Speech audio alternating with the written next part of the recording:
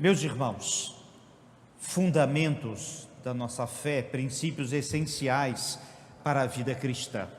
Se a gente pensasse numa caixa com ferramentas essenciais para um mecânico trabalhar ou para determinada atividade, assim, o que vamos colocar aqui é o que temos, digamos assim, de essencial para que nós possamos, claro, ter uma vida cristã efetiva.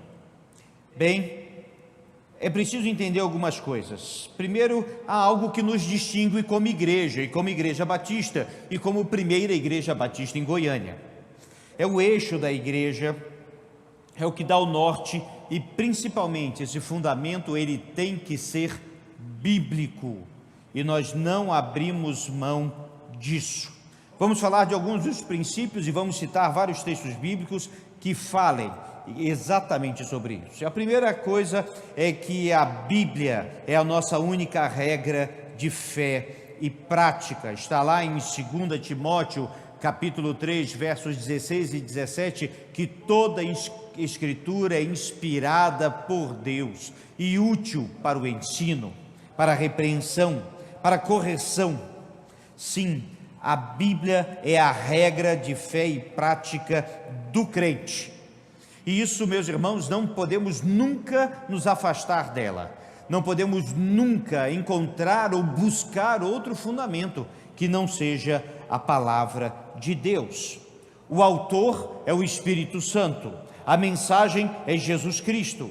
A Bíblia nos traz fé, direção e inspiração. Devemos lê-la com temor e dedicação. Devemos estudar com reverência e humildade.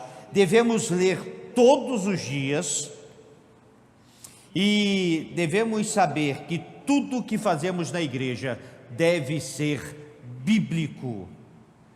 Deus nos deu a sua palavra para que nos tornássemos mais parecidos com Cristo, disse Billy Graham a respeito da Bíblia, e é por isso que devemos ter e estudar a palavra de Deus. O segundo fundamento é a igreja. Uma comunidade, meus irmãos, local, autônoma, democrática, formada por pessoas regeneradas e biblicamente batizadas, que é o que vamos ver nesses dias. Igreja é uma comunidade que eu sempre gosto de lembrar, igreja é feita de gente. Quando o apóstolo Paulo endereçava as igrejas, ele não estava pensando num templo, porque naquela época não havia. Igreja, meus irmãos, é a definição dada por Jesus Cristo: onde 2 ou 3 estiverem reunidos em meu nome, eu ali estarei. E assim, igreja somos nós, feita de gente. Ela é local porque estamos no lugar onde nós nos conhecemos, onde sabemos o nome, onde nós nos relacionamos uns com os outros, como deve ser. É autônoma, que as igrejas batistas são interdependentes, autônomas nas decisões e atitudes, cooperante na expansão missionária, assim como nos ensina a Bíblia. No Novo Testamento, a própria igreja escolhe seus líderes, a própria igreja toma as suas decisões, mas todas as igrejas estão ligadas por um ideal e assim anunciam Jesus Cristo. Ela é formada por pessoas regeneradas, ou seja, todo aquele que crê em Jesus Cristo como Senhor e Salvador da sua vida. Eu vou fazer essa pergunta inúmeras vezes essas semanas. Aqui na Profissão de Fé, pergunto a todos: você crê em Jesus Cristo como Senhor e Salvador da sua vida? E a resposta positiva a isso, quando eu digo eu creio, eu então estou apto a me tornar membro da igreja, fazer parte da igreja.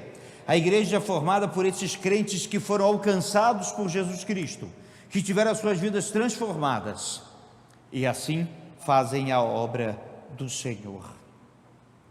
Mas também aqueles que são biblicamente batizados. Jesus Cristo foi batizado por imersão no Rio Jordão. É interessante que estava fazendo um estudo sobre batismo recentemente, e João Batista, ele era chamado assim exatamente porque ele batizava. Mas essa palavra é interessante, baptizo, no original, alguns autores dizem que a melhor tradução não seria João o Batista, mas João o imersor, aquele que mergulha. E por isso que nós, da Igreja Batista, batizamos por imersão. O batismo, ele é um símbolo e representa morto para o pecado, mergulho, ressurreto para uma nova vida em Cristo Jesus. Romanos capítulo 6 nos ensina a respeito disso.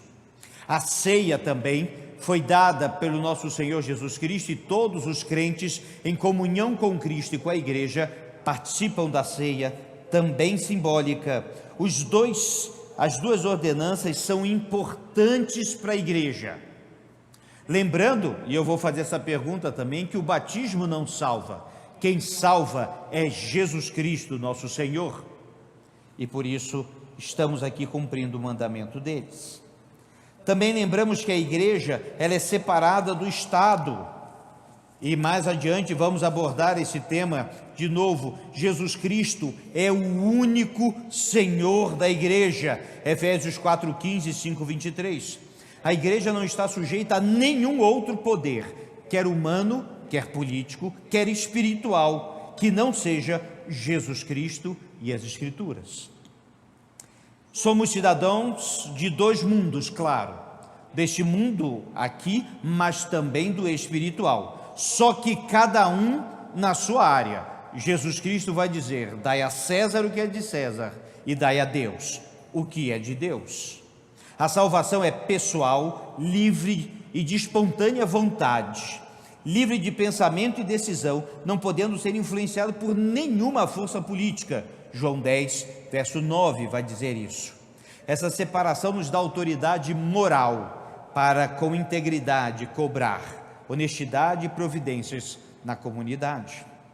Por isso, meus irmãos, é importante a total separação entre a igreja e o Estado. Liberdade de consciência, absoluta liberdade de consciência. Nenhuma ideia na Igreja Batista é imposta, mas adotada por livre e espontânea vontade. Ninguém se batiza obrigado, ninguém se converte obrigado. Quero lembrar que na história do Brasil, muitos indígenas foram obrigados a se converterem, e o que é claro que não acontecia de fato. A liberdade de consciência é fundamental. Josué 24:15 mostra Josué clamando o povo para escolher. Hoje escolheis a quem servireis, se aos deuses dos seus pais, de Abraão, de Isaque e Jacó, ou os deuses da terra que aqui estão. Também nós vemos importantes escolhas feitas. Poderes ditatoriais na igreja são formas distorcidas de autoridade. A autoridade vem do Senhor e deve ser sempre dele. Isso implica liberdade religiosa, isso implica verdade que deve ser anunciada. Responsabilidade individual. Diz Ezequiel 18:4: eis que todas as almas são minhas, como a alma do Pai, também a alma do Filho é minha. A alma que pecar, essa morrerá.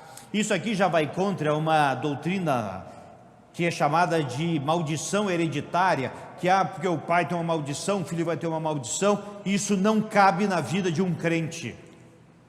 Cada um assume a sua responsabilidade. Deus não tem netos, Deus tem filhos.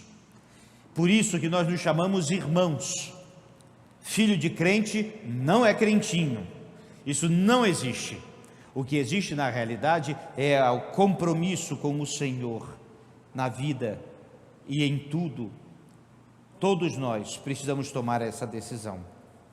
E a igreja, meus irmãos, ela vem desde a época do Novo Testamento até agora. A igreja veio passando por, claro, atualizações, mudanças e tantas outras coisas que temos visto, mas a essência da igreja é a mesma, a mensagem pregada é a mesma, a verdade que nós devemos viver é a mesma.